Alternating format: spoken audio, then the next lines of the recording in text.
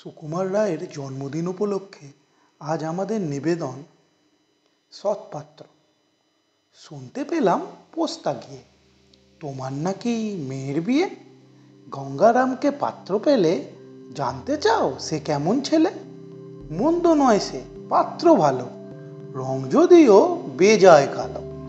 তার উপরে মুখের গঠন অনেকটা ঠিক পেঁচার মতন।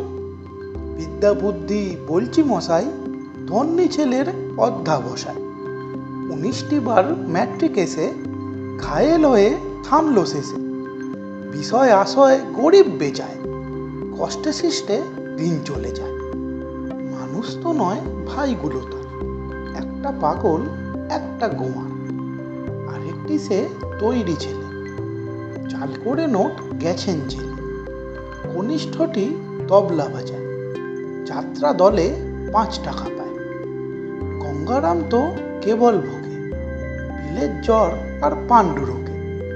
কিন্তু তারা উচ্চ ঘর, কংসরাজের বংশধর।